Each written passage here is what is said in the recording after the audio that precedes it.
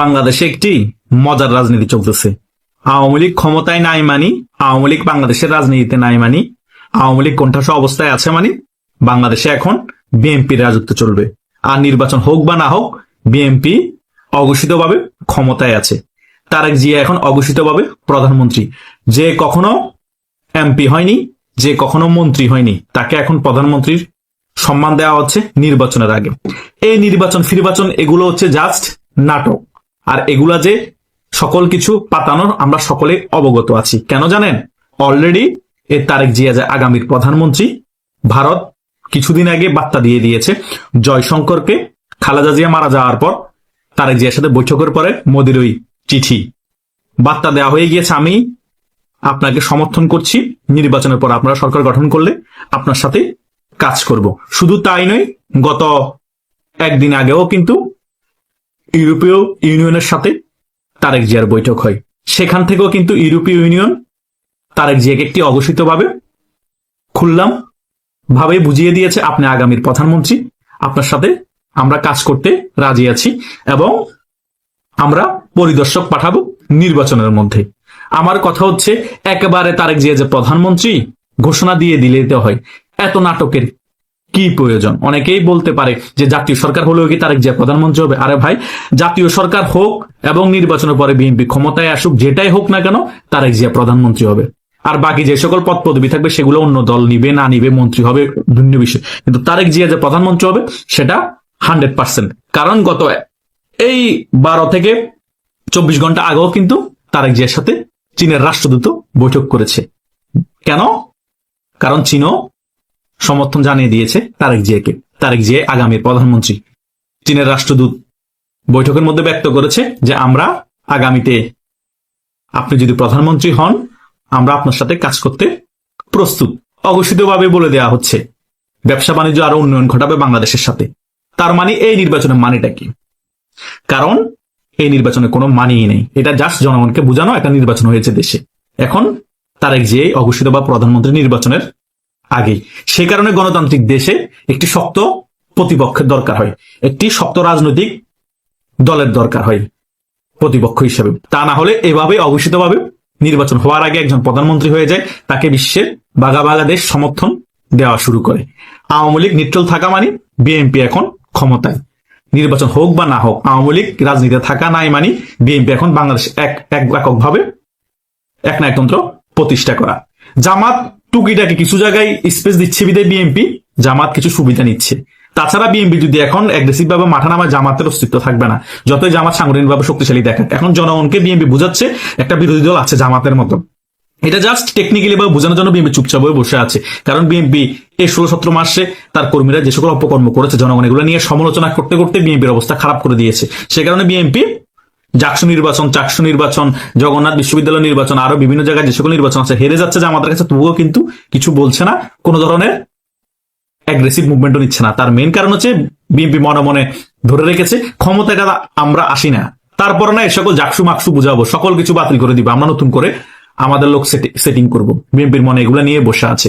DC SP যে সকল জায়গায় এখন জামাত নিয়োগ দিচ্ছে, দেখ না ক্ষমতাতে আমরাই আসবো, আমরা আসলে আবার নতুন করে এগুলোকে বাতিল করে আমরা নিয়োগ দিব, সমস্যা নাই। জামাতে একটু স্পেস দিই, বক্তব্য দেওয়ার সুযোগ দিই, বিরোধিতা করার সুযোগ দিই, তাহলে জনগণকে বুঝাতে পারবো আমাদের বিরুদ্ধে একটা শক্ত প্রতিপক্ষ আছে জামাত। আরে ভাই, কোথায় রাজধানী আর কোথায় সোতমারানি? কোথায় 40 থেকে 45% ভোটের দল বিএনপি আর কোথায় 4 থেকে 8% ভোটের দল জামাত? কিসের সাথে কি মিলায়? আওয়ামী লীগ এবং বিএনপি নেক টু নেক ফাইট দেয় নির্বাচনে। তারা কাছাকাছি পাওয়ারফুল দল, হয়তোবা সাংগঠনিকভাবে আওয়ামী লীগ আগানো, কিন্তু জনপ্রিয়তার দিক দিয়ে কারো থেকে কম না। আওয়ামী লীগ থাকলে বুঝতে পারতাম যে বিএনপি কতটুকু শক্তিশালী দল হয়েছে, কতটুকু সাংগঠনিকভাবে শক্তিশালী, বিএনপি জনপ্রিয়তা কতটুকু, আগামীতে আসলে কি তারেক যে প্রধানমন্ত্রী হবে নাকি। এখন মাঠের মধ্যে অপোনেন্ট পক্ষ নাই, ওয়াকাবাদ দিয়ে আপনি জয়লাভ হয়ে গিয়েছেন, তাহলে আপনি যে ভালো প্লেয়ার, ভালো খেলেন আমরা বুঝবো কি করে? কথা বুঝেন নাই? নিজেরা খেলতেছেন, নিজেরা বিরোধী দল সাজাচ্ছে। Twin politics. সরকার দল আপনি থাকবেন, বিরোধী দল আপনি থাকবেন। যদি সেটাও না হয়, জাতীয় সরকার গঠন করবেন, তারেক জিয়া প্রধানমন্ত্রী, ডাক্তার শফিকুর রহমান প্রধানমন্ত্রী, ডক্টর ইউনূস রাষ্ট্রপতি। মানে আমরাই সব দেশের মধ্যে গণতান্ত্রিক প্রক্রিয়া কথা বলবো, কিন্তু এক নায়কতন্ত্র প্রক্রিয়া দেশ চালাবো। মানে মুখে বলবো একটা, করবো আর একটা। এগুলো মুনাফিকির লক্ষণ। জামাতের সাথে থাকতে থাকতে এখন সকলেই মুনাফিকি শিখে গিয়েছে কিভাবে করতে হয়। এভাবে করে একটা দেশ চলতে পারে না। কথা বুঝতে পেরেছেন? গণতান্ত্রিক দেশের মধ্যে নির্বাচনের আগে কে প্রধানমন্ত্রী হবে, কে কতগুলো আসন পাবে, কোথায় কে জিতবে যদি শিওর হয়ে যায়, এই নির্বাচনের দেওয়ার দরকার কি? এক না একতন্ত্র ভাবে দেশটা চালালে তো হয়ে যায়। আমি প্রধানমন্ত্রী, আমি যা বলবো সেটাই আইন, আমার পার্সোনাল বাহিনী থাকবে। আরব কান্ট্রিগুলো যেভাবে চলে ওভাবে হলে হয়ে যাবে, দেশটা উন্নত হবে। বিএনপি থাকুক বা আওয়ামী লীগের কেউ থাকুক, কথা বুঝেন নাই? যে সকল রাষ্ট্রের মধ্যে ওই রকম একটা একতান্ত্রিক ভাবে দেশ চালিয়েছে সে সকল রাষ্ট্র উন্নয়নের শিখরে গিয়েছে। সকল গণতন্ত্রের দোহাই দিয়ে গণতন্ত্র থাকে না, উদয় দেশটা রসাতলে যায়। এসব আন্দোলন ফান্দোলন কয়েক বছর পর পর হয়ে হয়ে একেবারে চলে যায়। কয়দিন পর ডানপন্থীর উত্থান, কয়দিন পর বামপন্থীর উত্থান, কয়দিন পর মধ্যপন্থার উত্থান। আর আবার রাজনীতিতে মধ্যপন্থা বলতে কিছু নেই। জন অ্যাডামস ক্লিয়ারলি বলে দিয়েছে রাজনীতিতে মধ্যপন্থা বলতে কিছু না, হয়তো ডানপন্থা নাহলে বামপন্থা। গণতান্ত্রিক দেশের মধ্যে এগুলো অবলম্বন করেই মতাদর্শ নিয়ে রাজনীতি হয়। কিন্তু বাংলাদেশের মধ্যে কোনো মতাদর্শই দেখি না। যেখান থেকে সুবিধা সেখান থেকে ফুরুত করে ঢুকে গিয়ে সেখানেই তারা এমপি হতে চায়, মন্ত্রী হতে চায়। কথা বুঝেন? বাংলাদেশে এটাই চলে মতাদর্শ, ক্ষমতার মতাদর্শ চলে। ডানপন্থা বামপন্থার মতাদর্শ চলে না, বুঝেন নাই? বাংলাদেশে হচ্ছে জোর যার মুল্লুকতার। এখন বিএনপি কে বিশাল বড় শক্তিশালী দল মনে হচ্ছে, সবাই বিএনপির পিছিয়ে দৌড়াইতেছে। কিসের মতাদর্শ, কিসের ডানপন্থা, কিসের বামপন্থা, বুঝেন নাই? একসময় আওয়ামী লীগ ক্ষমতা ছিল যে অলিতে গলিতে সকল জায়গায় শুধু আওয়ামী লীগময়, যাকে দেখতাম সবাই আওয়ামী লীগ করে। বিএনপি জামাত খুঁজে পাইতাম না। কিরে বাংলাদেশে সবাইকে আওয়ামী লীগ হয়ে গিয়েছে, এখন উল্টো হয়ে গিয়েছে। দেশের মধ্যে জামাত আর বিএনপি ছাড়া কাউরে খুঁজে পাই না, সকলে দেখি এখন বিএনপি আর জামাত। তো বাংলাদেশে কিসের মতাদর্শের কথা বলেন, কিসের ডানপন্থা বামপন্থা মধ্যপন্থার কথা বলেন? কোনো পন্থা নাই, ক্ষমতার পন্থা ভাই। বাংলাদেশে যে ক্ষমতায় আসার দৌড়া গানো বা ক্ষমতায় আছে সবাই তার পিছিয়ে দৌড়াচ্ছে। হয়তোবা গুটি কয়েক অ্যাক্টিভ যারা আওয়ামী লীগের কর্মী, ছাত্রলীগের কর্মী, যুবলীগের কর্মী আছে তারা ফেসবুকে প্রচারণা চালাচ্ছে ওপেনলি লিগেল আইডি দিয়ে, কিন্তু ভিতরে ভিতরে সবাই ক্ষমতার পিছিয়ে দৌড়াচ্ছে। এটাই হচ্ছে বাংলাদেশের রাজনীতি। বাংলাদেশে গণতন্ত্রের কথা বলা মানে হাস্যকর বিষয়। গণতন্ত্র বাংলাদেশে কিছুই নেই। কারণ যে গণতন্ত্রের প্রতিষ্ঠাতা, যে গণতন্ত্র নিয়ে সবচেয়ে বেশি কথা বলছে, গণতন্ত্রের জনক যাকে বলা হয় এরিস্টটল, সেই বলেছে গণতন্ত্র হচ্ছে মুখ্যের শাসন ব্যবস্থা। কেন বলেছে? এই সকল বিষয়ের কারণে। কারণ গণতন্ত্র মুখে বলা হয়, কার্যত কোনো গণতন্ত্র নাই, এটা হচ্ছে মুখ্যের শাসন ব্যবস্থা। সেজন্য এক না একতন্ত্রই পারফেক্ট। অন্তত দেশটা উন্নত হয়, তার একটা ডিসিশন থাকে, সেই ডিসিশন দিয়ে খাইতে খাইতে পেট যখন ভরে যায় দেশের উন্নয়ন করে। আরব কান্ট্রিগুলোর টাকার অভাব নাই, খাইতে খাইতে পেট ভরে গিয়েছে, দেশকে উন্নয়ন করেছে। কিন্তু আমাদের দেশটা দেখেন, গণতন্ত্র, এক সরকার খারাপ শাসন করলে আরেক সরকারকে ভোট দিয়ে আনবো, আরেক দলকে আনবো। কি হয় ভাই? যে সরকার আসে সে সরকার কম্পিটিশনে আরো খানা বাড়িয়ে দেয়। এনে লাভ আছে? এক না একতন্ত্র হলে খেতে খেতে পেট ভরে যেত, তারপরে উন্নয়ন করতো। বাংলাদেশের জন্য এক না একতন্ত্র পারফেক্ট। কারণ বাংলাদেশের মতাদর্শের অভাব নাই, জনগণের অভাব নাই, দেশটা হচ্ছে পুচকি। তাই এই দেশে এ সকল গণতন্ত্রের বুলিয়া আউরিয়া লাভ নাই। কথা বোঝেন না? অঘোষিত প্রধানমন্ত্রী তারেক জিয়াকে বিভিন্ন দেশ সিস্টেমেটিক ভাবে মেনে নিয়েছে। পাতা নির্বাচনের ফলে তারেক জিয়া প্রধানমন্ত্রী হলেও এর পরবর্তী স্টেপ আসবে আন্দোলন করে কিভাবে এই রেজিম চেঞ্জ করতে, আওয়ামী লীগকে কিভাবে ফিরিয়ে আনা যায়, সেটা ভিন্ন বিষয়। বুঝতে পেরেছেন? এটাই হচ্ছে পদ্মার খেলা। প্রিয় দর্শক, খুবই গুরুত্বপূর্ণ একটা খবর এবং আলোচিত খবর। আপনারা জানেন আমাদের মাননীয় প্রধান উপদেষ্টার বিশেষ সহকারী আলী রিয়াজ, তার গাড়ির চালককে আটক করা হয়েছে। কেন আটক করা হয়েছে? আলী রিয়াজের গাড়ি চালক প্রাথমিকের প্রশ্নপত্র ফাঁসের সাথে জড়িত এবং তারা যারা চাকরি প্রার্থী তাদের কাছ থেকে বিপুল অঙ্কের টাকা হাতিয়ে নিয়েছে। আরও নেয়ার পরিকল্পনাকালে র্যাব তাকে পিএসসি ভবনের সামনে থেকে গ্রেফতার করেছে। তার নাম হচ্ছে মাহবুব। আলী রিয়াজ সাহেব হচ্ছেন আমাদের দেশ ধ্বংসকারী পরিকল্পনাকারীদের মধ্যে অন্যতম একজন। আলী রিয়াজ হচ্ছে বাংলাদেশের নাম পরিবর্তন করার অন্যতম নায়ক। বাংলাদেশের নাম দিয়েছে জনগণতন্ত্রী বাংলাদেশ।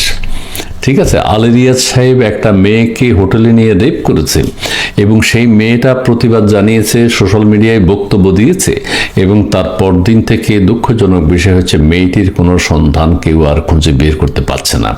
মেয়েটি কোথায় আছে, কেমন আছে, আলী রিয়াজ চক্রান্ত করে মেয়েটিকে কোথায় সরিয়ে ফেলেছে কেউ জানতে পারছে না।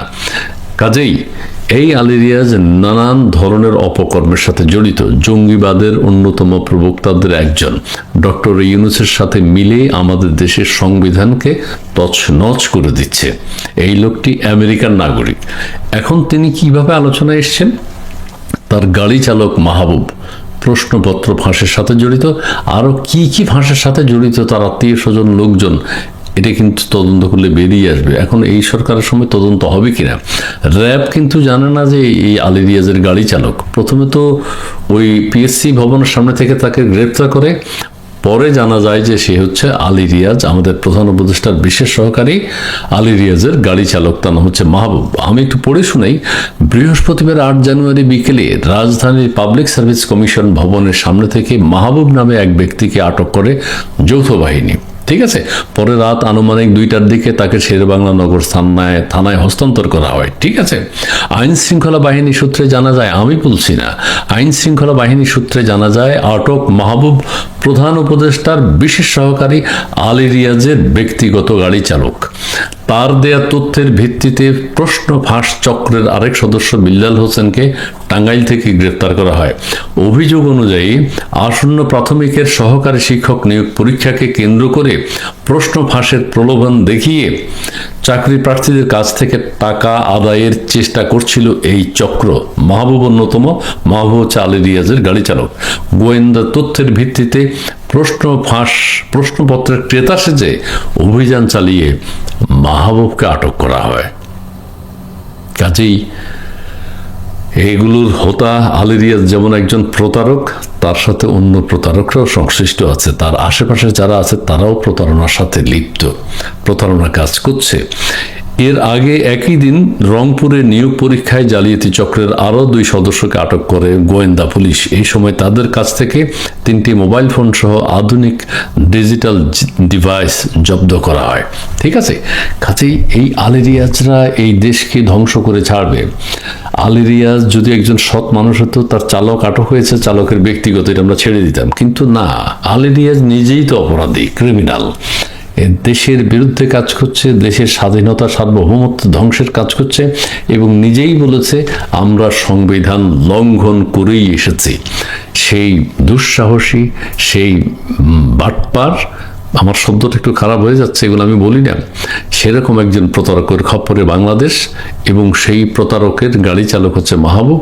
সে আরেক প্রতারক প্রশ্নপত্র ফাঁসের সাথে জড়িত। প্রিয় দর্শক, আলী রিয়াজের আরও কি কি অপরাধ রয়েছে, আবার অন্য কোনো সরকার যখন আসবে তখন আপনারা সব কিছু জানতে পারবেন। প্রথম অপরাধ হচ্ছে সেই তো আমেরিকান নাগরিক, আরেকটা স্বাধীন দেশে সে সংবিধান সংশোধন সংস্কার কমিশনের চেয়ারম্যান হয় কিভাবে? মূল নায়ক হচ্ছেন ডক্টর ইউনূস। যাই হোক, আলী রিয়াজের এই তথ্যটি এখন জানলাম, এটি আপনারা হয়তো অনেকেই জানেন, পত্রিকায় এসছে, 8 তারিখের ঘটনা আপনাদের সামনে তুলে ধরলাম।